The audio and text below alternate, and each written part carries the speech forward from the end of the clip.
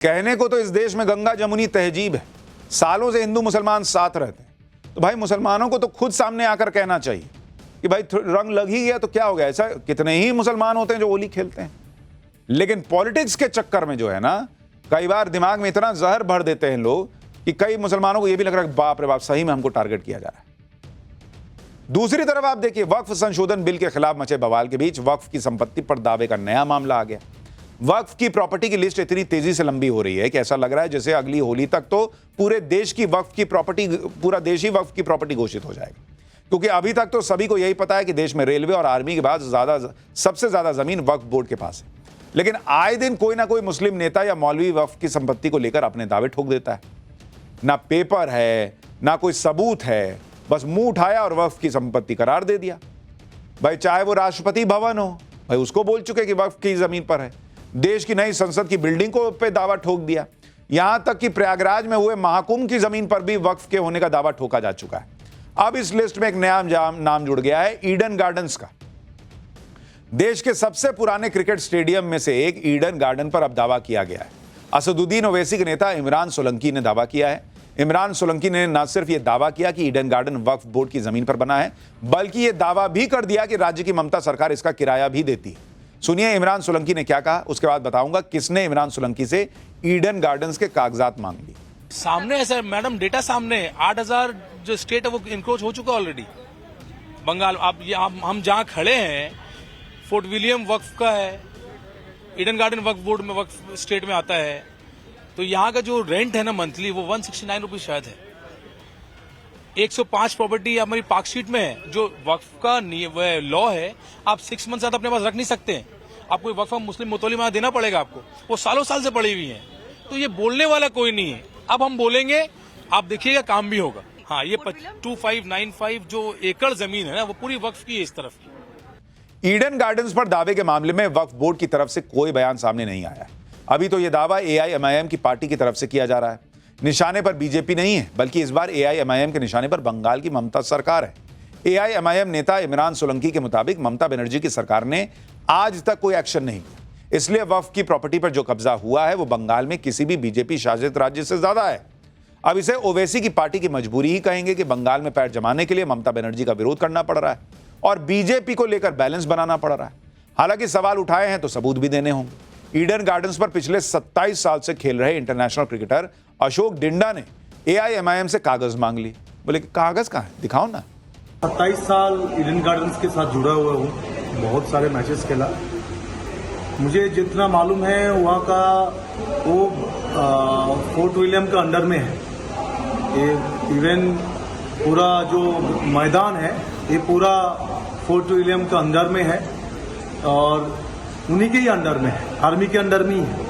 सो ये जो अभी जो दावा कर रहा है, सो उनको बोलिए पेपर देने के लिए, पेपर दिखाने के लिए। ये सब बात फैला के पब्लिक और मीडिया में जाने की जरूरत नहीं है। पेपर दिखा के आप सुप्रीम कोर्ट में जाइए, वहां पर केस जीत के आइए। कहने को तो इस देश में गंगा जमुनी तहजीब है, सालों से हिंदू मुसलमान साथ रहते हैं। तो भाई मुसलमानों को तो खुद सामने आकर कहना चाहिए कि भाई रंग लग ही गया तो क्या हो गया। ऐसा कितने ही मुसलमान होते हैं जो होली खेलते हैं, लेकिन पॉलिटिक्स के चक्कर में जो है ना, कई बार दिमाग में इतना जहर भर देते हैं लोग कि कई मुसलमानों को यह भी लग रहा है बाप रे बाप, सही में हमको टारगेट किया जा रहा है।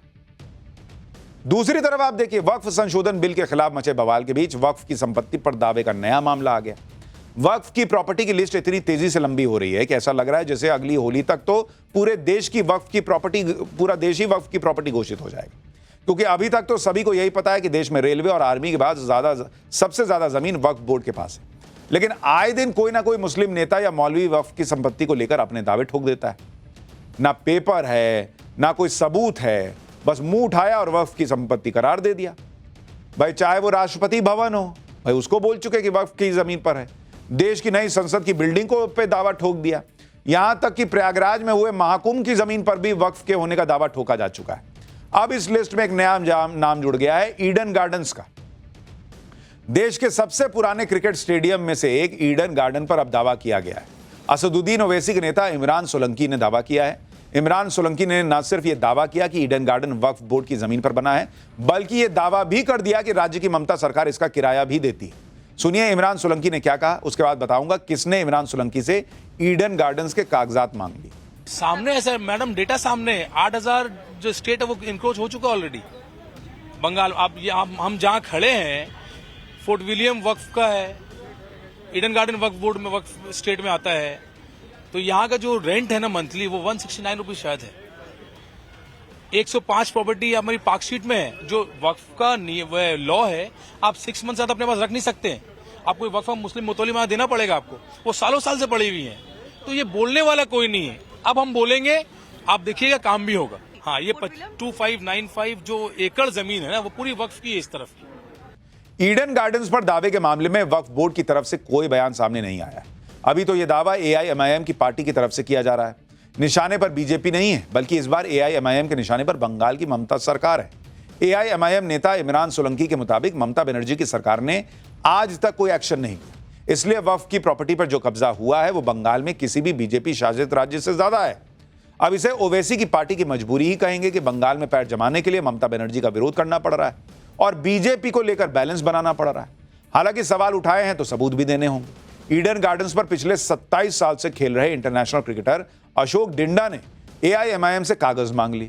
बोले कागज कहां है, दिखाओ ना। 27 साल ईडन गार्डन्स के साथ जुड़ा हुआ हूँ, बहुत सारे मैचेस खेला। मुझे जितना मालूम है वहाँ का वो फोर्ट विलियम का अंडर में है। ये इवन पूरा जो मैदान है ये पूरा फोर्ट विलियम का अंडर में है और उन्हीं के ही अंडर में है, आर्मी के अंडर में ही है। सो ये जो अभी जो दावा कर रहा है, सो उनको बोलिए पेपर देने के लिए, पेपर दिखाने के लिए। ये सब बात फैला के पब्लिक और मीडिया में जाने की जरूरत नहीं है। पेपर दिखा के आप सुप्रीम कोर्ट में जाइए, वहां पर केस जीत के आइए। कहने को तो इस देश में गंगा जमुनी तहजीब है, सालों से हिंदू मुसलमान साथ रहते हैं। तो भाई मुसलमानों को तो खुद सामने आकर कहना चाहिए कि भाई रंग लग ही गया तो क्या हो गया। ऐसा कितने ही मुसलमान होते हैं जो होली खेलते हैं, लेकिन पॉलिटिक्स के चक्कर में जो है ना, कई बार दिमाग में इतना जहर भर देते हैं लोग कि कई मुसलमानों को यह भी लग रहा है बाप रे बाप सही में हमको टारगेट किया जा रहा है। दूसरी तरफ आप देखिए, वक्फ संशोधन बिल के खिलाफ मचे बवाल के बीच वक्फ की संपत्ति पर दावे का नया मामला आ गया। वक्फ की प्रॉपर्टी की लिस्ट इतनी तेजी से लंबी हो रही है कि ऐसा लग रहा है जैसे अगली होली तक तो पूरे देश की वक्फ की प्रॉपर्टी, पूरा देश ही वक्फ की प्रॉपर्टी घोषित हो जाएगा। क्योंकि अभी तक तो सभी को यही पता है कि देश में रेलवे और आर्मी के बाद सबसे ज्यादा जमीन वक्फ बोर्ड के पास है। लेकिन आए दिन कोई ना कोई मुस्लिम नेता या मौलवी वक्फ की संपत्ति को लेकर अपने दावे ठोक देता है। ना पेपर है, ना कोई सबूत है, बस मुंह उठाया और वक्फ की संपत्ति करार दे दिया। भाई चाहे वो राष्ट्रपति भवन हो, भाई उसको बोल चुके कि वक्फ की जमीन पर है। देश की नई संसद की बिल्डिंग को पे दावा ठोक दिया। यहां तक कि प्रयागराज में हुए महाकुंभ की जमीन पर भी वक्फ के होने का दावा ठोका जा चुका है। अब इस लिस्ट में एक नया नाम जुड़ गया है, ईडन गार्डन्स का। देश के सबसे पुराने क्रिकेट स्टेडियम में से एक ईडन गार्डन पर अब दावा किया गया है। असदुद्दीन ओवैसी के नेता इमरान सोलंकी ने दावा किया है। इमरान सोलंकी ने न सिर्फ यह दावा किया कि ईडन गार्डन वक्फ बोर्ड की जमीन पर बना है, बल्कि यह दावा भी कर दिया कि राज्य की ममता सरकार इसका किराया भी देती है।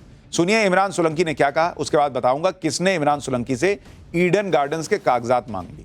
सामने ऐसा मैडम डेटा सामने 8,000 जो स्टेट है वो इंक्रोच हो चुका ऑलरेडी। बंगाल आप ये हम जहां खड़े हैं फोर्ट विलियम वक्फ का है, ईडन गार्डन वक्फ बोर्ड में वक्फ स्टेट में आता है। तो यहाँ का जो रेंट है ना मंथली वो 169 रुपीज शायद है। 105 प्रॉपर्टी हमारी पार्कशीट में है। जो वक्फ का लॉ है आप 6 मंथ अपने पास रख नहीं सकते हैं।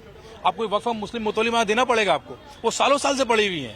तो ये बोलने वाला कोई नहीं है। अब हम बोलेंगे, आप देखिएगा काम भी होगा। हाँ, ये 2595 जो एकड़ जमीन है ना वो पूरी वक्फ की है इस तरफ की। ईडन गार्डन्स पर दावे के मामले में वक्फ बोर्ड की तरफ से कोई बयान सामने नहीं आया है। अभी तो यह दावा AIMIM की पार्टी की तरफ से किया जा रहा है। निशाने पर बीजेपी नहीं है, बल्कि इस बार AIMIM के निशाने पर बंगाल की ममता सरकार है। AIMIM नेता इमरान सोलंकी के मुताबिक ममता बनर्जी की सरकार ने आज तक कोई एक्शन नहीं किया, इसलिए वक्फ की प्रॉपर्टी पर जो कब्जा हुआ है वो बंगाल में किसी भी बीजेपी शासित राज्य से ज्यादा है। अब इसे ओवैसी की पार्टी की मजबूरी ही कहेंगे कि बंगाल में पैर जमाने के लिए ममता बनर्जी का विरोध करना पड़ रहा है और बीजेपी को लेकर बैलेंस बनाना पड़ रहा है। हालांकि सवाल उठाए हैं तो सबूत भी देने होंगे। ईडन गार्डन्स पर पिछले 27 साल से खेल रहे इंटरनेशनल क्रिकेटर अशोक डिंडा ने AIMIM से कागज मांग ली। बोले कागज कहां है, दिखाओ ना। 27 साल ईडन गार्डन्स के साथ जुड़ा हुआ हूँ, बहुत सारे मैचेस खेला।